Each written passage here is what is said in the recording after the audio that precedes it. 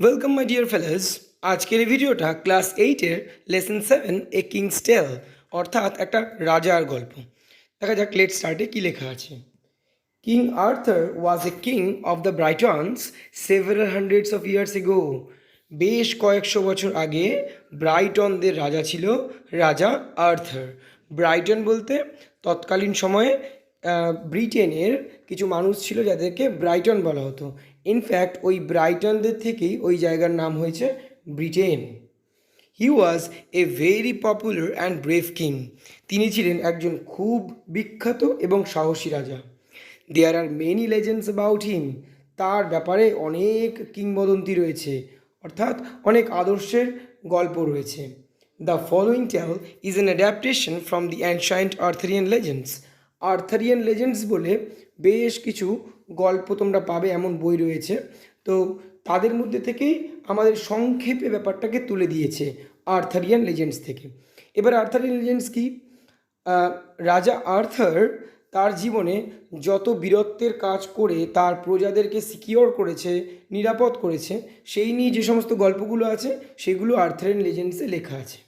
দেখা যাক লেট শেয়ারে যে প্রশ্ন করে থাকে কি প্রশ্ন আছে। What do you think should be proper duty of a king? তোমার কি মনে হয় রাজার কর্তব্য কী হওয়া উচিত? ওটা অবশ্যই কমেন্ট বক্সে লিখে দেবে। দেখা যাক তোমার ইন্টেলিজেন্স কী আছে। When kings fight among themselves, is it good or ill for the common people? Give reasons for your answer.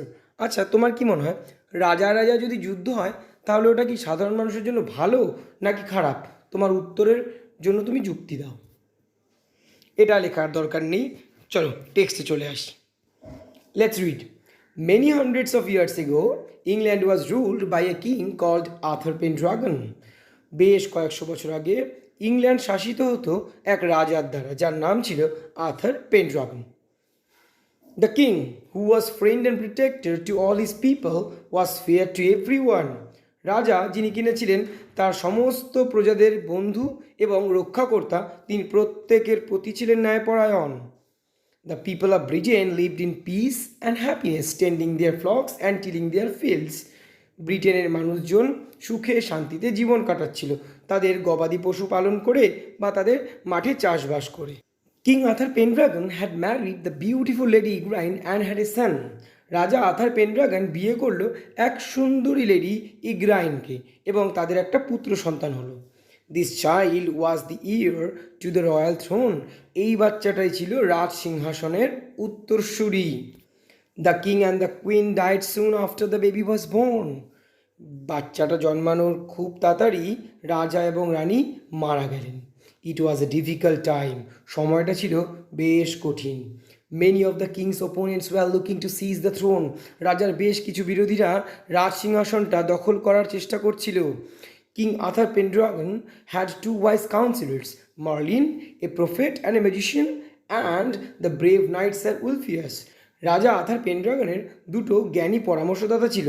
একজনের নাম মার্লিন, যিনি ছিলেন একজন প্রফেট এবং ম্যাজিশিয়ান। প্রফেট মানে যিনি ভবিষ্যৎবাণী করেন, ম্যাজিশিয়ান মানে যিনি জাদুকর। এবং আরেকজন ছিল স্যার উলফিয়াস, যিনি ছিলেন একজন সাহসী যোদ্ধা। They were greatly trusted by the royal family. তাদেরকে রাজ পরিবারের দ্বারা প্রচণ্ডভাবে বিশ্বাস করা হতো, অর্থাৎ ওই মার্লিনকে এবং স্যার উলফিয়াসকে, যারা কিনা রাজার পরামর্শদাতা ছিল তাদেরকে। When the king and the queen were no more, the two counselors made Sir Ector the trustworthy, a loyal subject of the king, on a cold and windy midnight. যখন রাজা রানী পৃথিবীতে আর নেই, কোনো এক ঝোড়ো শীতল রাতে, মাঝরাতে ওই দুই পরামর্শদাতা স্যার এক্টর এর বাড়িতে দেখা করতে গেল, যিনি কিনা ছিলেন রাজার এক বিশ্বস্ত অনুগামী প্রজা। They placed in his hands a baby wrapped in a scarlet cloak. তারা তার হাতে তুলে দিল একটা ছোট্ট বাচ্চা লাল কাপড়ে মোড়া। Merlin said, we order you and your wife to bring up this child as though you are your own son. Merlin বলল, আমরা তোমাকে আদেশ দিচ্ছি, সাথে তোমার স্ত্রীকেও, যে এই বাচ্চাটাকে নিজের সন্তানের মতো করে বড় করে তুলবে। The boy is to be called Arthur, sir Ulfius said. Sir Ulfius বলল, এই ছেলেটার নাম দেওয়া হবে Arthur. Sir Hector, being a true knight, asked no questions and promised to obey his late king's counselors. Sir hectare একটা সত্যিকারের যোদ্ধা হওয়ার দরুন কোনো প্রশ্ন না করেই রাজার ওই পরামর্শদাতাদেরকে প্রতিজ্ঞা করলো যে তাদের কথাগুলো মেনে চলবে। As Merlin and Sir Ulfius had feared, trouble broke out in Britain after the passing away of the king. ঠিক যেমনটা ভয় করেছিল মার্লিন এবং স্যার উলফিয়াস, তেমনটাই হলো ইংল্যান্ডে সমস্যা তৈরি হলো রাজার মৃত্যুর সাথে সাথেই। The barons were fighting among themselves and plotting to capture the throne. বেরন অর্থাৎ জমিদার বলতে পারি আমরা। তো বেরনরা নিজেদের মধ্যেই এবার যুদ্ধ করতে লাগলো। কেন? সিংহাসন দখলের জন্য। Britain was in the grip of lawlessness. Britain তো এবার চারিদিকে অরাজকতায় ছড়িয়ে গেল। Travellers were regularly robbed. পথিকদেরকে তো প্রায়ই ডাকাতি করে নেওয়া হতো। The peasants were unhappy. চাষিরা ছিল প্রচণ্ড অসুখী। In the home of Sir Hector, Arthur, the son of the late king, was spending his boyhood in happiness and safety. এইদিকে রাজার ছেলে আর্থার স্যার হেক্টরের বাড়িতে সুখে শান্তিতে এবং নিরাপত্তার সাথে তার বাল্যকালটা কাটাচ্ছিল। As he grew older, he became gentle, strong and handsome and good like his father, Arthur Pendragon. যত বড় হচ্ছিল তত ভদ্র, শক্তিশালী, সুন্দর আর তার বাবা আর্থার পেনড্রাগনের মতোই ভালো হচ্ছিল। 18 years passed, এইভাবে 18টা বছর কেটে গেল। Britain was torn by bitter rivalry. এবার ব্রিটেন তো তিক্ত শত্রুতায় ছিন্ন বিচ্ছিন্ন হয়ে গেছে, কারণ এতদিন ধরে রাজ সিংহাসন পাওয়ার জন্য বেরনরা নিজেদের মধ্যে লড়াই করেছে, আমরা একটু আগে জানতে পেরেছি। তাই এই লড়াই করতে গিয়ে এই যে রাজা রাজা চারিদিকে, রাজা রাজা না হলেও কিছু ক্ষমতাবান মানুষ নিজেদের মধ্যে ঝগড়া করতে গিয়ে প্রচণ্ড ক্ষয়ক্ষতি হয়েছে। তাই এখন ব্রিটেনের অবস্থা পুরো ছিন্ন বিচ্ছিন্ন, আর যাতে ভোগটা কারা করছে? সাধারণ মানুষ। None of the fighting barons had manage to become the king. তবে একটা ভালো খবরও আছে, যে কি এই যে বেরনরা নিজেদের মধ্যে এত ঝগড়াঝাটি মারামারি করছিল, কেউ এখনও পর্যন্ত সফল হয়ে উঠতে পারেনি এই 18 বছরেও যে রাজা হয়ে উঠবে। যাক, এটা একটা ভালো খবর। The people longed for the old days of peace and prosperity under Arthur Pendragon. রাজা আর্থার পেনড্রাগনের আন্ডারে যতদিন মানুষ ছিল, যে শান্তি, যে উন্নয়ন তারা উপভোগ করেছিল, তার জন্য তারা দীর্ঘ প্রতীক্ষায় ছিল। It was Christmas time, a time of festivity.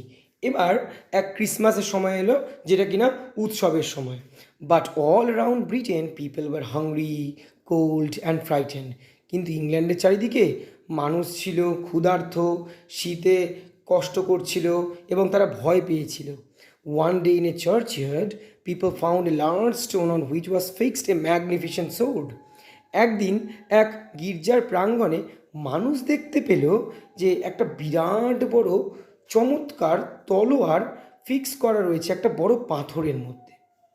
Upon the stone in gold letters was inscribed, "Whoever pulls out this sword is by right of birth the King of England." স্বর্ণাক্ষরে ওই পাথরের ওপরে লেখা ছিল যে যে কিনা এই তলোয়ারটা তুলতে পারবে সে জন্মগতভাবে হবে ইংল্যান্ডের রাজা। Immediately the eager barons who longed to become the king jostled among themselves to lift the sword. তৎক্ষণাৎ যে সমস্ত ব্যারনরা এতদিন ধরে রাজা হওয়ার জন্য লড়াই করছিল, তারা নিজেদের মধ্যে এবার ধস্তাধস্তি করতে লাগলো তলোয়ারটাকে তোলার জন্য। আবার একটা ভালো খবর হলো, কি? নান সাকসিডেড, কেউ সফল হলো না। হওয়ার তো কথাও নয়, কারণ ওখানে লেখা ছিল যে জন্মগতভাবে অধিকার হবে তার। ওদের তো কারো জন্মগতভাবে অধিকার নেই, তাহলে কে পাবে আমরা জানি। The sword remain fixed to the stone. পাথরের মধ্যে তখনও পর্যন্ত লেগে রয়েছে ওই তলোয়ারটা। It was Arthur at the age of 18 who succeeded in lifting the sword for the first time. এটা ছিল আর্থার, যে কিনা 18 বছর বয়সে সফলভাবে ওই তলোয়ারটা প্রথমবারের জন্য ওইখান থেকে তুলে ফেলল।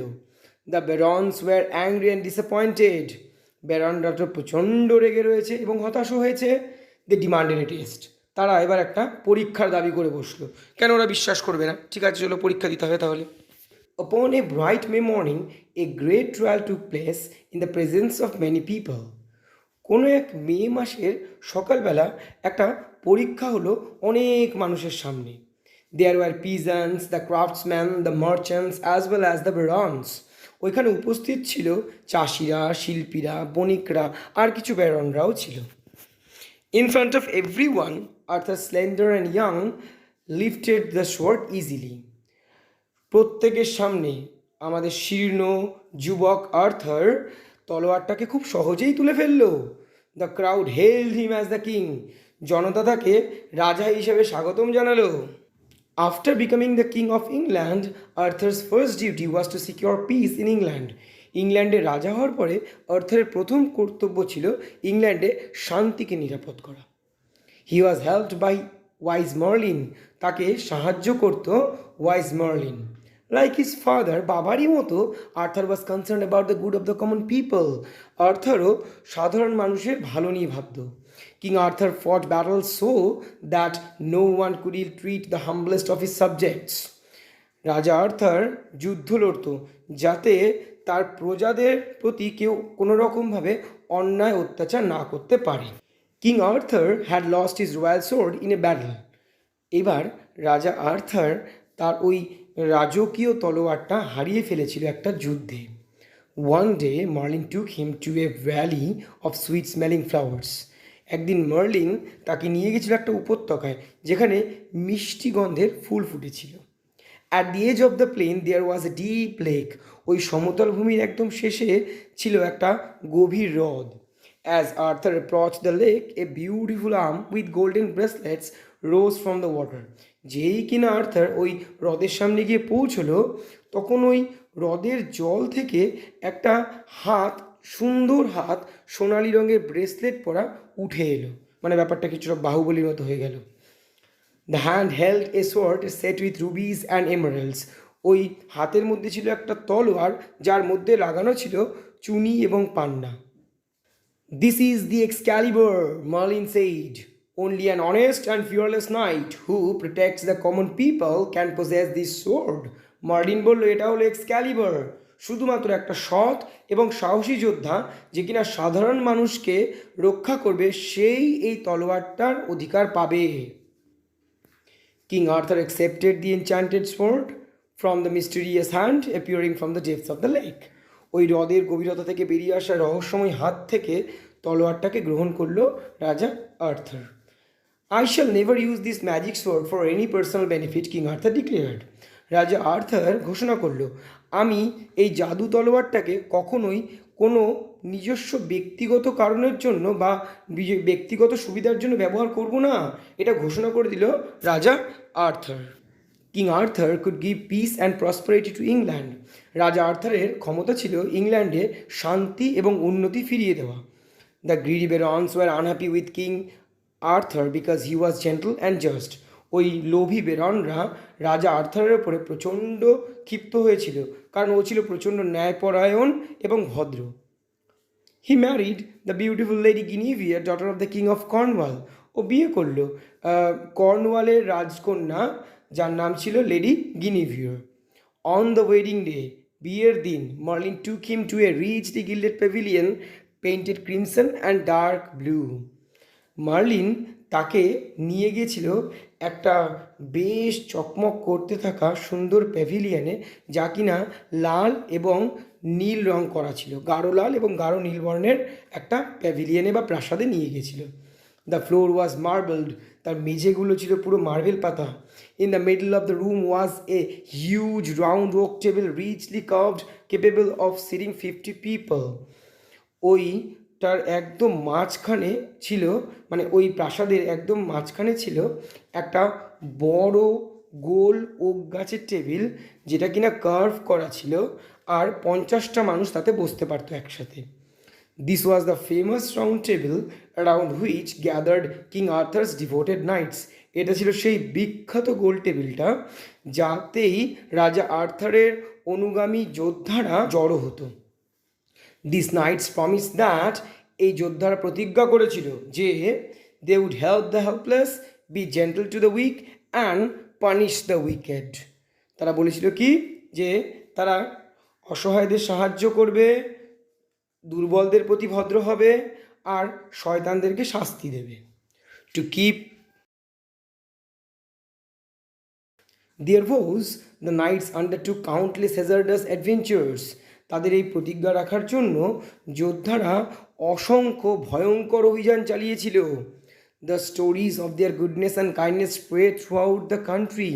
তাদের এই দয়া এবং ভালো এই গল্পগুলো পুরো তাদের দেশে ছড়িয়ে গিয়েছিল। King Arthur rule for many happy years. এইভাবে রাজা আর্থার বেশ কিছু সুখের বছর কাটালো শাসন করতে করতে। And grew old with time. আর বয়সের সাথে সাথে বৃদ্ধ হতে লাগলো। Many of his trusted knights had perished during their adventures. তার বেশ কিছু বিশ্বস্ত যোদ্ধারা প্রাণ হারিয়েছে বিভিন্ন অভিযানে গিয়ে। The king gave his magic sword the Excalibur to a trusted knight. একদিন রাজা তার ওই জাদু তলোয়ারটা এক্সক্যালিবারটা তার এক বিশ্বস্ত যোদ্ধার হাতে তুলে দিল। কেন? অ্যাট দ্য কিংস কমান্ড, রাজার আদেশ অনুযায়ী, the knight threw the sword into the lake amid the plain of the sweet smelling flowers. ওই যোদ্ধাটা তলোয়ারটাকে ছুঁড়ে ফেলেছিল সেই মিষ্টি গন্ধের ফুলের সামনে যে সমতল ভূমি পাশে যে হ্রদ ছিল তার মধ্যে। এ beautiful arm rose from the lake. একটা সুন্দর হাত ওই হ্রদ থেকে বেরিয়ে এলো। কট দ্য সোর্ড, লুপে নিল সেই তলোয়ারটা। And disappeared into the green depths of water. আর উধাও হয়ে গেল ওই সবুজ গভীর জলের মধ্যে। The knight came back and told the king what had happened. যোদ্ধাটা ফিরে এলো আর এসে রাজাকে বলল যে কি ঘটেছে। King Arthur smile. রাজা আর্থার তখন হাসলো, মুচকি হাসলো, কেন ও জানতো যে এই সমস্ত হবে আর ও অবাক হবে। He instructed his people to put him on a barge. সে তখন তার মানুষজনদেরকে নির্দেশ দিল যেন তাকে একটা বার্জের মধ্যে পুরে দেয়। বার্জ বলতে এক ধরনের নৌকো, তোমরা স্ক্রিনে দেখতে পাচ্ছ। It was the hour of twilight. এটা ছিল গোধূলির সময়। With tearful eyes every one bade goodbye to the old king as the barge sail with him towards the setting sun. সূর্য অস্তের সাথে সাথে নৌকো যখন নাকি তাকেও নিয়ে চলে যাচ্ছিল, সেই বৃদ্ধ রাজাকে প্রত্যেকে চোখে জল নিয়ে গুড বাই জানালো। এখানেই আমাদের গল্প শেষ হলো। ঠিক আছে, তোমাদের এই গল্পটা কেমন লাগলো সেটা লিখে জানাবে। আর যদি কোনো টেক্সটে তোমাদের মনে থাকে যে হ্যাঁ এই টেক্সটে আমার এখনও আপলোড করা বাকি আছে, তোমাদের প্রয়োজন, সেটা অবশ্যই কমেন্ট বক্সে লিখে দিও। আমি কখনো না কখনো অবশ্যই তার উপর ভিডিও বানাবে। চলো ঠিক আছে, আজ তবে এইটুকু থাকবে, বাকি হতে পরে ভিডিও হবে। Till then goodbye and have a nice time. By the way, if you have not still liked and share this video, do share, because sharing is caring. By.